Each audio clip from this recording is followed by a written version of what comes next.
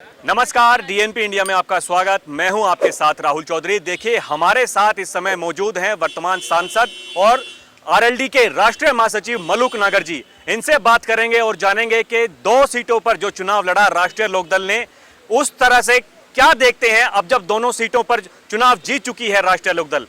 मलूक जी, बहुत स्वागत है आपका। देखिए, पहली बात तो ये कि 2 पे नहीं लड़े एनडीए 543 में से ज्यादातर सीटों पे लड़ी है। आरएलडी 2 पे लड़ी है, एनडीए के पार्ट हैं हम, और चौधरी जैन जी ने और उनके साथ मैं भी कम से कम 65 सीटों पे देश में, जिसमें राजस्थान में, मध्य प्रदेश में, पंजाब में, दिल्ली में, यूपी में हमने चुनाव लड़ाया है। हाँ, 2 की 2 हमारी जीत के आ रही है। 100 का 100% रिजल्ट है। और चौधरी चरण सिंह जी की विचारधारा, चौधरी चरण सिंह जी की सोच, जो आज चौधरी जयंत आगे लेके चल रहे हैं, और मोदी जी के साथ कंधे से कंधा मिला करके जो काम किया है, एनडीए को चारों तरफ मजबूती मिली है। और चाहे हमारे 2 पे लड़े हों, हम 40 सीटों पे पश्चिमी उत्तर प्रदेश और पास में उनके साथ लगते एरिया में ऐसी स्थिति में है, 50,000 से लेकर के 5 लाख वोट तक हमारी एक सीट पे है। और जहां तक बात है, हमें एनडीए में जाके मोदी जी का सहारा मिला, और हमने भी जाके सहारा दिया, कंधे से कंधा लगा करके मोदी जी को, एनडीए को, भाजपा को मजबूती देने का काम करा है। जिसकी वजह से आज जो हमें एनडीए को 272 सीट चाहिए थी, 300 के करीब है। पूर्ण बहुमत की सरकार बन रही है। देखिए मलूक जी, इंडिया गठबंधन जो है वो ये दावा कर रहा है कि हम भी सरकार जो बनाने का दावा पेश कर रहे हैं।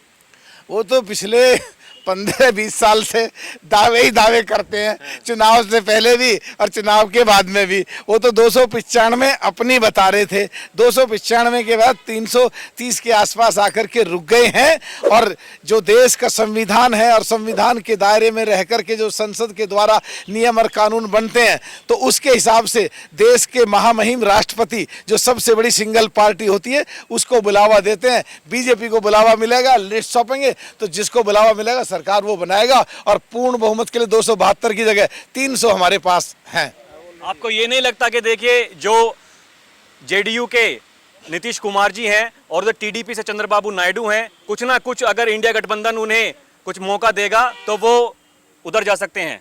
देखिए, मुझे माफ़ी मांगते हुए कहना पड़ रहा है कि पूरा, आपको तो क्या कहूँ, पूरा देश देखता है।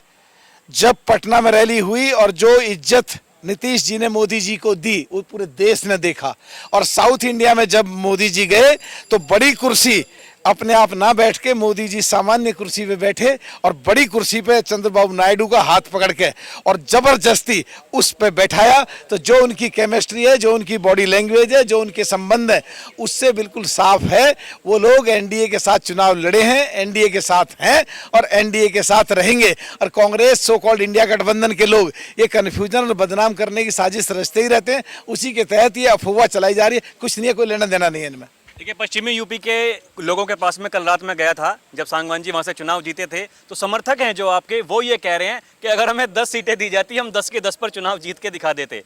देखिए, कौन क्या कह रहा है, कौन क्या सोच रहा है, बाद में कौन क्या एज्यूम करता है, ये सब बात की बात है। हमारे दोनों नेताओं ने, जैन जी ने और मोदी जी की तरफ से नेतृत्व ने जो फैसला हुआ, हमारी किसी की स्थिति नहीं है हम उस पर कुछ भी कह सकें। जो उन्होंने निर्णय लिया, हमने पार्टी के सिपाही की तरह उनको लागू करा और रिजल्ट दिखाए, और उसकी वजह से देश में आज सरकार एनडीए की बन रही है।